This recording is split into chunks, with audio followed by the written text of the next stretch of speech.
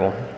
I think I don't know that Michael knew my lesson this morning when he got up here to give his reflection on communion, but what he said was actually really conducive to one of the things that I'm going to talk about this morning, and that is that with Ken being gone, yes, it's sad, but it's beautiful to realize the fact that we have a reason to be sad. That in realizing, yes, we're sad, it means that we had something valuable. And that we don't necessarily have to focus on what was sad, but what it is that what we had, the beauty of what we had, and we can still hold on to those things. There is a story told about an African king and his friend. And his friend was a very optimistic individual. His friend, every time something would happen, no matter if it was good or bad, would say, "This is good." About everything that would happen, the crops would die, and he would say, "This is good because it readies the field for the next set of crops." And the king would say, "Okay, well, I'm glad you're optimistic." And other things would happen, and people would die, and he'd say, "Well, it's good because their legacy can be remembered, and that they're not suffering anymore." And one day, the king and his friend were out hunting, and it was his friend's job to properly load the rifle, and apparently he didn't load it correctly, and unfortunately the king went to take a shot, and it blew his thumb off. And out of anger, he turned to his friend and said, "What have you done? Now my hand is ruined. This is going to affect me for the rest of my life." And out of anger, he threw him in prison. And so for many years, his friend sat in prison, and one day the king went hunting in an area that he probably ought not to have been in. And he was captured by cannibals. And the cannibal tribe took him, and they tied him up, and they were about to cook him. And they looked and realized he was missing a thumb. So being superstitious, they decided to let him go because they didn't want to bother with that. And so he realized that because his friend had, and incidentally the events that his friend had unfolded caused him to lose his thumb, it actually had saved his life. And he realized he had been too harsh on his friend. So he went back to the jail, and he found his friend, and he said, I'm letting you out of jail. I'm so sorry for the way that I treated you. And he told him what had happened. And his friend said, "Well, this is good that I was in jail." And he said, "Why is it good that you were in jail?" He said, "Because if I weren't in jail, I would have been with you, and I have my thumbs." It's amazing that some people have the ability to look at pretty terrible situations and find the good in them. But I think it is truly possible to find the good in every situation. And though at times I may come across as pessimistic, preaching doom and gloom and hellfire and brimstone every now and then, I do think that in every situation there is good. And in our lives, I think we have to realize that as well. The book of James is written to a group of people, written to the Christians who are going through a difficult time. They're going through a situation where it is difficult to see the good in their circumstances. And when James is writing this, the church is being persecuted, and they're going through all of these things that are really unprecedented. And it's not that the people of God have not gone through trial before, but this is something that many of them never would have thought that they would have experienced in their lifetime. Things that they never would have comprehended happening to them and their families because of their faith. James starts off his letter in chapter 1, verse 1, he says, "James, a servant of God and of the Lord Jesus Christ, to the 12 tribes scattered among the nations." Now, for those of you who have been in the Revelations class, as well as the Bible Bowl class, you know that this term, the 12 tribes, doesn't necessarily just refer to the Israelites in this case. It refers to God's chosen people. And so James is writing out to all of God's chosen people, but the significance of why he's writing it this way and choosing to phrase it this way is that we're hearkening back to the days of the Old Testament when the people of God were sent into exile. And they were scattered across the world, and things were in disarray, and they felt that they were away from their homes and everything was out of place, and they wondered if everything would ever be made complete again. And so James is referring to this and making this point so that he understands, he makes a point about the audience that he is addressing, that they are going through a difficult time, that they are facing what feels like exile. And so in acknowledging that they are going through this difficult time, he says, I know that you are scattered around the world. I know that you're going through this exile, or what it feels like. I know that you're going through this tribulation. And then this is what he says in verse 2. Consider it pure joy, my brothers, whenever you face trials of many kinds. It's kind of a hard thing to start off with when you acknowledge that the person that you're writing to or that you're speaking to, I know that you're going through a difficult time, but you should consider it joy when you go through difficult times. That's not usually what we tell people when they're going through a tough time, when they're facing a serious loss, or when they're at a point in their life when they're in crisis. We don't say, you should really be joyful right now. That's not really the most beneficial way we feel to address loss and pain. And maybe in the moment it would not be the best thing to say. I would not usually probably go up to somebody at a funeral and say, you should be happy right now. Although there is some joy in all those times, but it's probably not the best time to be referencing the fact that this verse says, count it all joy when you go through all these things, right? It seems that there's a certain time and place for us to refer to that joy, but James is mentioning this in the heart of their trial, in the heart of the tribulation, the exile that Christians are facing. He says, I want you to be joyful. Well, why is it? What is the purpose of that joy? He says, consider it pure joy, my brothers, whenever you face trials of many kinds, because you know that the testing of your faith develops perseverance. Perseverance must finish its work, and must finish its work. My bad, I just completely lost my place. Must finish its work so that you may be mature and complete, not lacking anything. It's really easy for us to try to avoid difficulty. That's kind of what we build our lives around, is avoiding difficulty, wouldn't you say? We build up our lives so that we are protected against any kind of difficulty or trial or challenge or tribulation. We set up ourselves so that we can be prepared in the eventuality that something disastrous happens and we don't have to face too much of that disaster. We can kind of hedge some of that away because we don't want to feel the full force of disaster or tragedy or loss. But one of the things that James mentions here is you should consider it joy when you go through tribulations, because tribulations gives you something that you cannot go out and buy. It gives you something that you cannot build with your hands. It gives you something that you're not necessarily born with. It gives you something very valuable, though. Something that is absolutely necessary to the building of your faith, and that is perseverance. See, we often find ourselves trying to avoid trial and tribulation, and we are scared to face trial and tribulation, and especially in Western culture, there are many people who believe that they're entitled to not face tribulation. They're entitled to not face trial or not face difficulty. The truth of the matter is, difficulty is necessary. Trial and tribulation, challenges, they are necessary, not only for the building up of our character, but for the perseverance and building up of our faith. That's why James says here, you are to build up this perseverance so that you will not be lacking in anything, so that you won't be missing anything, that your faith will be complete, that there's nothing insufficient about your faith. But that's hard for us to wrap our heads around because we like the idea of our faith being easy. Developing our faith should be unhindered. It should be easy for us to go out and practice our faith. It should be easy for us to go out and talk about Jesus. Those things should be easy. But what Jesus tells his followers and what James is saying here is that the life of a Christian is not always going to be easy. The life that you face may be difficult.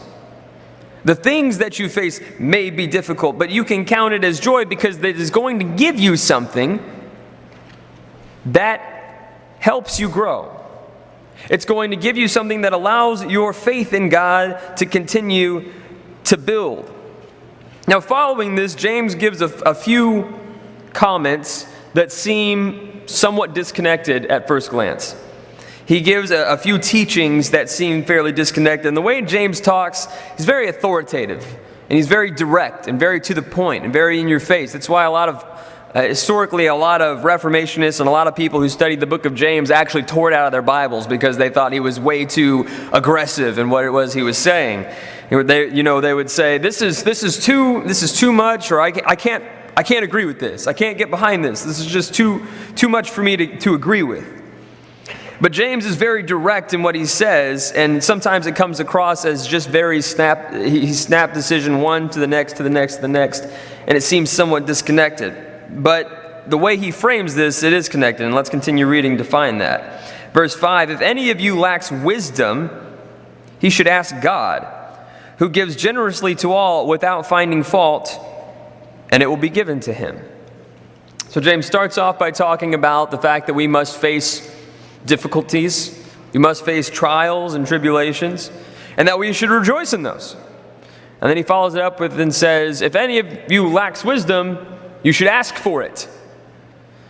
Well, those two things seem somewhat disconnected on the face, but when you start to piece it all together, there is one thing that when you are going through difficulties, there's one thing that is always universally true. And that is, generally speaking, when you are going through a difficult time, you have absolutely no idea what to do. That's part of what makes it a difficult time, is that I have no idea how to fix this. I have no idea what it is that I'm supposed to do to make sense of this, to rebuild from this, to move on from this. I don't know what to do. I'm at a loss. In difficult times, James says, you should rejoice because you know that this difficult time is going to bring perseverance, but you also need to look to God. You need to spend this time leaning on God to give you the answers to what it is that you're going through. Because the tendency we have when we go through difficult times is to say, I don't know what's going on, but I better take control of this situation to make sure it all goes correctly. How does that usually turn out for us? If you're like me, and I know I am, it does not go well. Right? When you try to take control of situations for yourself and try to do things your way rather than God's way, or you don't rely on God to take care of you, there's a good chance that you're going to continue to make things worse. By taking control of the situation for yourself, there's a few things that you're doing. One, you're missing this opportunity to grow in your faith with God. To say, I know I'm going through this difficult time and I know I don't have the answers, but God, I know that you do. And so in these situations, James says, when you face these difficulties, when you face these trials, rejoice that you know that you're going to have perseverance at the end of it. And you need to recognize that this is an opportunity for you to test your faith and to grow your faith and to ask God for wisdom and guidance. That's not usually our go-to response when we go through difficult times, but it's absolutely what God asks of us. When we go through difficulties, He's not asking us to try to figure it out for ourselves. He's not asking us to try to be tough and pull ourselves up by our own bootstraps. He says, if you really want to make it through this, if you want to make the most of this opportunity in your life, put aside what it is you think you ought to do and come to me and ask me for wisdom. But then you have these people that say, if I ask God for wisdom and I end up making some goofball decision after that, does that mean that God didn't give me wisdom? Well, that's a good question. It says in verse 6, but when he asks, he must believe and not doubt, because he who doubts is like a wave of the sea, blown and tossed by the wind. Which seems like a valid point when you really think about it, to ask God for something. There are people who might say, well, what if God doesn't give me that? What happens if that doesn't develop?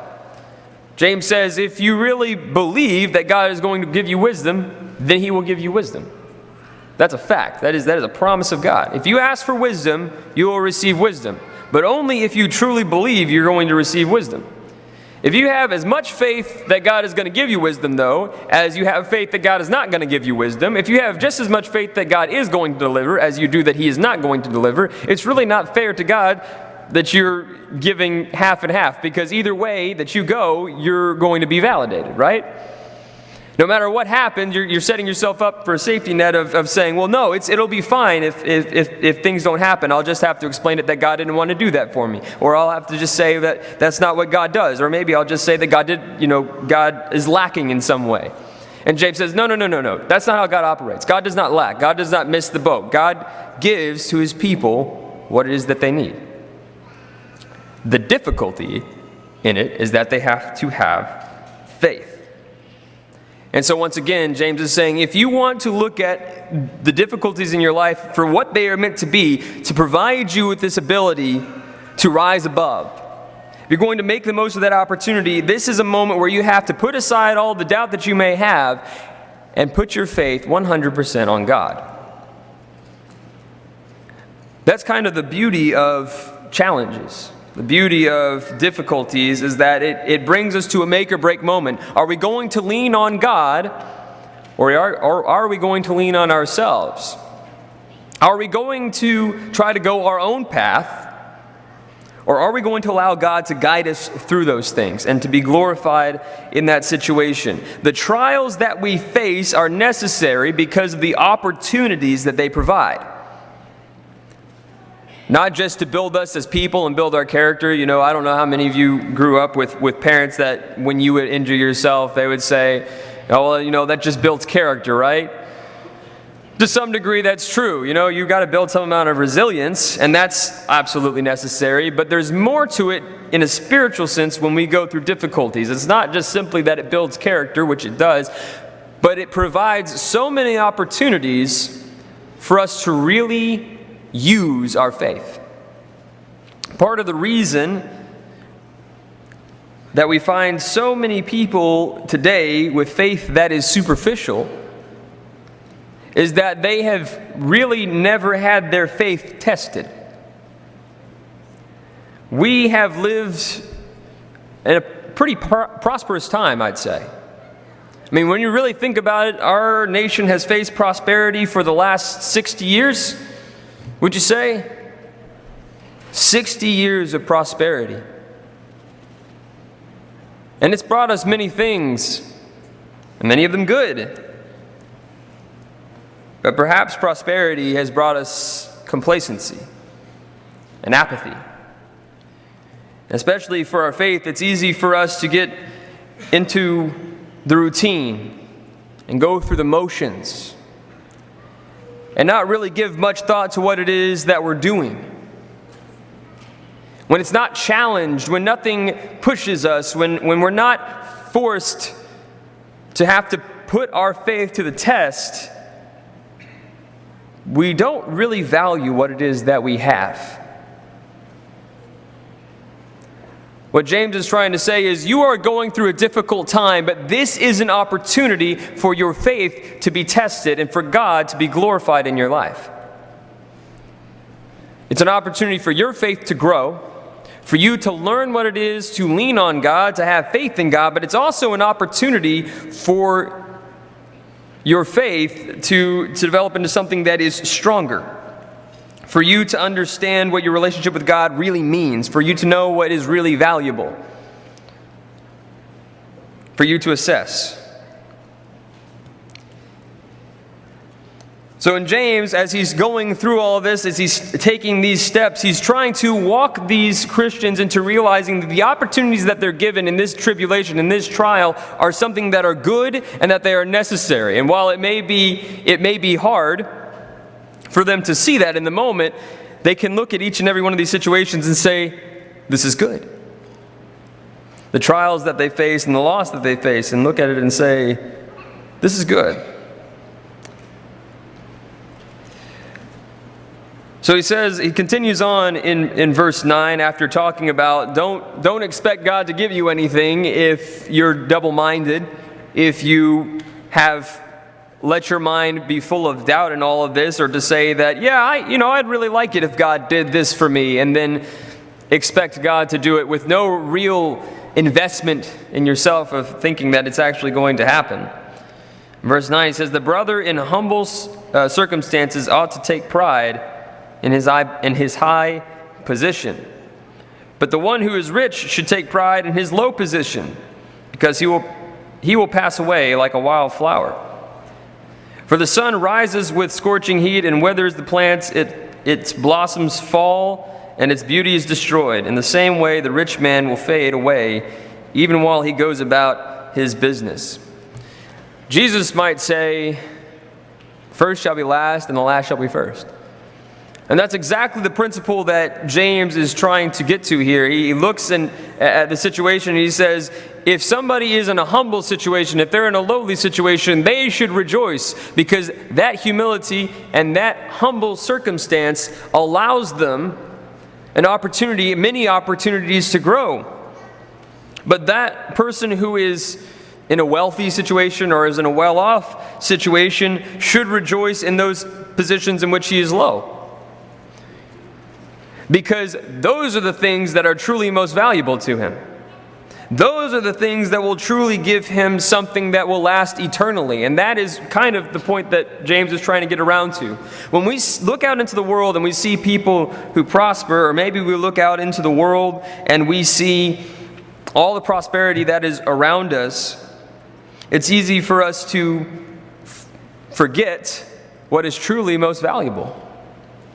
And when we have prosperity ourselves, it's really easy for us to realize, it's really easy for us to forget, rather, what it is that we truly have, what it is that's most valuable. What James is trying to remind them of is that, yes, you may be going through a difficult time, but what you have in your trial is more valuable than what other people have in their prosperity. And that's something that we often forget. That's why Jesus said it over and over again, that those who are low will be brought up, and those who are putting themselves up high will be brought low. Because what's truly most valuable is not in material wealth, it's not in prosperity, but it's found in the difficulties and the perseverance of our faith. And oftentimes we try to avoid the very thing that is most valuable in our life, and that's the development of our faith, the perseverance of our faith. We do so much to avoid trial and tribulation, and of course we would. It's uncomfortable. Nobody wants to go through these things. But instead of realizing what those opportunities are, we may spend time blaming God for them, or perhaps we get caught up in them and we become negative, and we become spiteful, and we become jaded. We become cynical. We look out into the world and we're afraid that our faith might be put under pressure. And it's really easy to feel that fear, the fear that our faith will one day be put under pressure. And to some extent we should have a fear, because it is a challenge. It is scary to think about some of the pain and the loss and the difficulty that we might have to face if our faith is put under pressure. But at the same time, we have to realize that our faith being put under pressure is an opportunity for us to grow. It's an opportunity for our faith to develop into something that is stronger, for the rest of the world to look at our faith and say, there must be something to that, because it lasts when nothing else does. All the rest of the things in this world will fade away. All the wealth of this world, all the power, all the status, every noble cause that the world seems to be fighting for, one of these days it will fade away. But the one thing that will last is our relationship with God and the perseverance of our faith.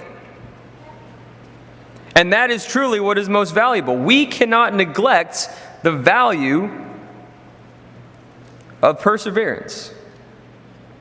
And we cannot neglect the value of what those difficult times bring us. And so that is why he says in verse 12, "Blessed is the man who perseveres under trial, because when he has stood the test, he will receive the crown of life that God has promised to those who love him." James points out that you may be going through a difficult time. You may think that you are losing everything, but do not, in the midst of losing everything, lose the one thing that is more valuable than anything in this world that you could lose, and that is your relationship with God. It is easy for us when we are under trial to think, I am losing everything that is of value to me. I am losing so many of the things that I fought so hard to keep, that I fought so hard to protect. But there is nothing on earth powerful enough to take us away from the love of God. And there is nothing on earth that can take away the relationship that we have with God and the sacrifice that Christ made on the cross. There's nothing, no power on earth that can take that away from us. When we go through difficulties and we go through trials, Satan is trying to convince us that we are losing the most valuable things in our lives, when the truth of the matter is Satan and nothing on earth have power to do that. What James tries to remind us of is in the midst of trial, we still have what is most valuable.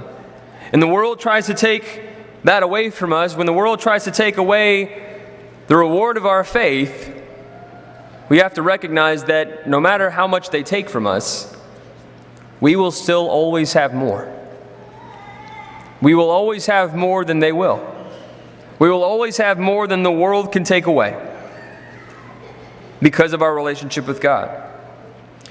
The reminder that James is giving to these Christians who are under trial is something that allowed them to push through a difficult time, to allow them to continue to hold on to their faith. And by allowing them to hold on to their faith, by ensuring that they held on to their faith,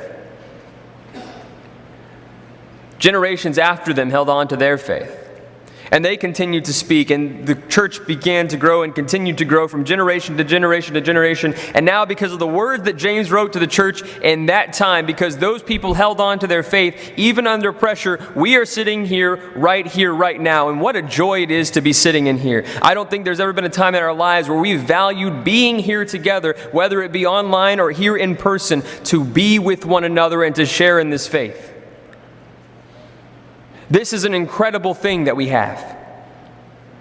And it is only here, and it has only been preserved by the fact that even in the midst of trial and tribulation, people held on to their faith because they recognized how valuable it is. They did not allow the world to intimidate them out of the joy of their faith. They did not allow the world to scare them away from their faith, but instead held on more tightly to their faith than they ever had before, recognizing that the things in this world that challenge us have no power over us. This is why James is one of my favorite books, because it speaks to the truth of our faith. The true power of our faith can be seen each and every day, whether it is that we're going through something that is good or something that is bad, whether we see the prosperity that is in our lives or whether we are looking at the loss that is in our lives. We recognize that faith has much more value than anything in this life. And it allows us to become empowered and to face these difficulties. Instead of blaming God, because when we go through difficult times, we may see people who are people of faith even sometimes, and maybe people who are not people of faith, blame God for their difficult times. Someone recently told me there are two tenets of atheism. There is one, that there is no God, and two, I hate him. And if you've ever met an atheist, you probably understand what I'm talking about. Atheists want to tell you how much they dislike the God they don't think is real. They are so mad at someone they don't believe in, it is outrageous. They put so much energy into hating somebody they don't believe in, quote unquote. But that's exactly the thing that James addresses here. There are people who say, well, God did this. The same people who say there is no God will say, well, look at what God did. He did this thing and I don't agree with it. He did this thing and it makes me angry. Look at what God did to my life. James addresses this. In chapter 1, verse 13, he says, when tempted, no one should say, God is tempting me, for God cannot be tempted by evil, nor does he tempt anyone. But each one is tempted when by his own evil desires, he is dragged away and enticed. Then, after desire has conceived, it gives birth to sin, and sin, when it's full grown, gives birth to death. Now that is certainly talking about sin. in many ways, the temptation of sin, but I think we limit the scope of sin to a handful of certain things when there are certain mentalities of sin that we must also avoid. The sin of, in true fashion, the sin of blasphemy or the sin of true doubt that can occur, where we believe that God has done this thing to me, and it's horrible, and God is evil because He's done this thing to me. And blaming God for the evil that is in the world. James says, God is not the reason there is evil in the world. Sin is the reason there's evil in the world, and we are the ones who brought sin into the world, and we are the ones who brought this evil into the world. We have to recognize that God is not the problem, God is the solution. When we go through difficult times, we can't blame God and say, why on earth would God do this to me? God, you don't know what you're doing. You've messed this up. God says, I didn't break the world. I didn't bring sin into the world. As a matter of fact, I came so that you could have freedom from that sin and everything that comes with it. And so instead of blaming God in those situations, we instead need to lean on God and recognize that He is the only true solution to the brokenness of this world. Continuing on, in verse 16, don't be deceived, my dear brothers. Every good and perfect gift is from above, coming down from the Father of the heavenly lights, who does not change like shifting shadows.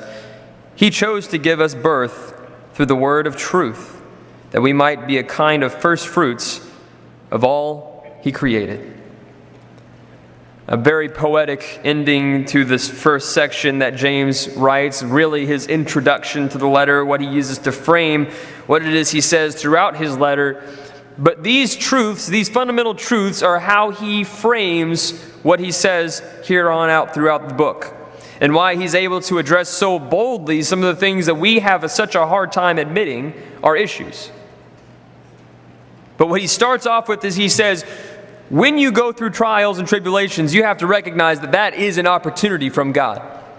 God did not mess up. God did not make a mistake when he had you go through this difficulty. Instead, God knew exactly what He was doing, and He's giving you an opportunity to grow even closer to Him and to recognize the value of your faith and to grow your faith. Giving you every opportunity to seek wisdom, every opportunity to seek dependence on God, and to recognize that all good things come from God.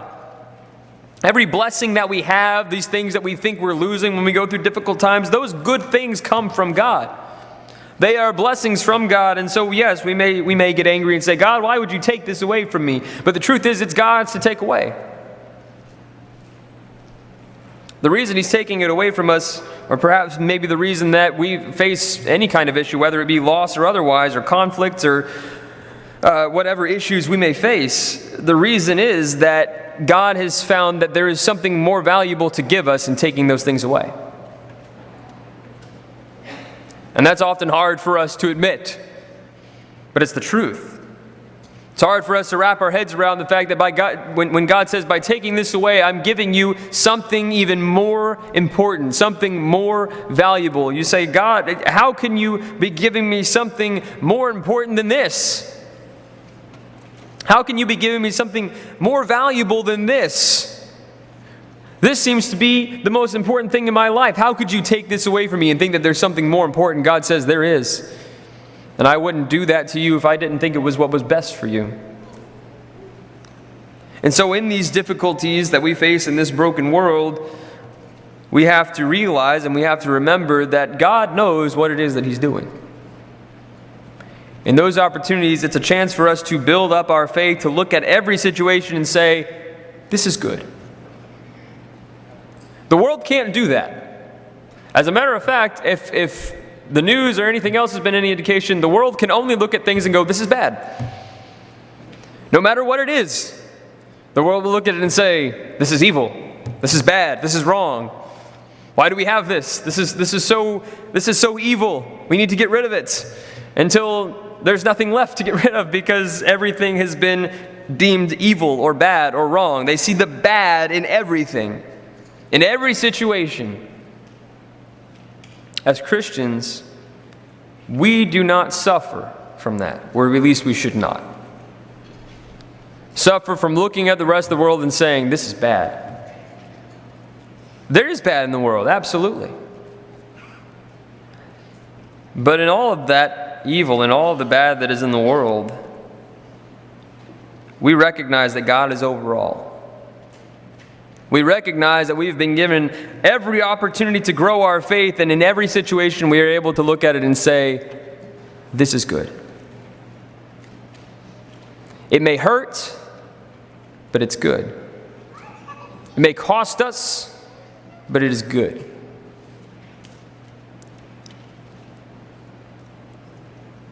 I don't know what things in your life may be keeping you from seeing the joy and the light of the truth of God. Because there's plenty of things that we can face in our lives that bring us down this road of pessimism. This road that takes us on a path of doubt, on a path of self-reliance, on a path of anger. There are plenty of things that can cloud us that way. And I don't know what those things are for you, but I believe that we all have them. We all have things that push us in this direction to make us feel that the evil in the world cannot be overcome, or when we face difficult times, either we become angry at God, or we think that things are unfair, or we think that there is nothing good that can possibly come of it, when the truth is there is something truly valuable to be found in every single situation. What is preventing us from seeing those things? What's preventing you from seeing those things? And living a life where you recognize in every situation God is good, as Sonny always says.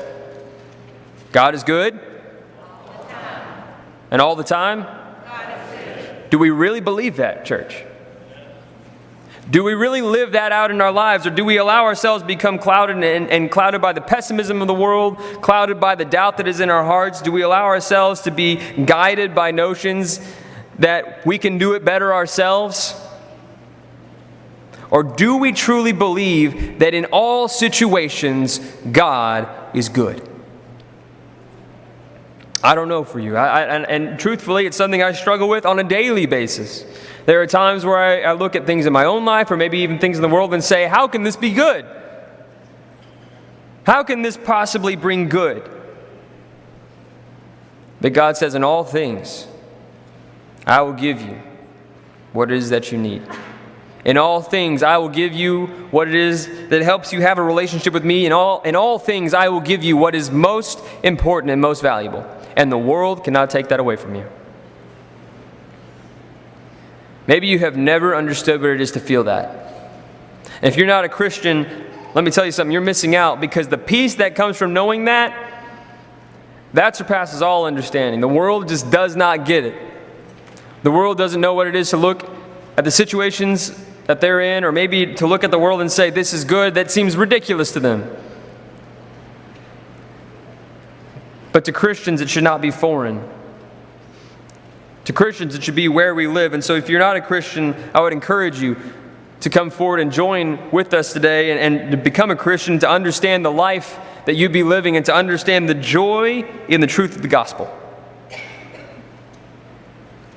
Maybe there are things in your life that have been keeping you at bay, that make you feel that you're distant, make you feel that, man, I don't understand how there could be any good in the world right now. You have that opportunity to come and to share those things, for us to encourage one another, for us to lift one another up in prayer. That's part of the beauty of this situation, is that we learn to depend on God. That's the beauty of it. I don't know what it is for you. I don't know what it is that you need this morning, but whatever it is, God has the answer. So why don't you come as together we stand and sing this morning.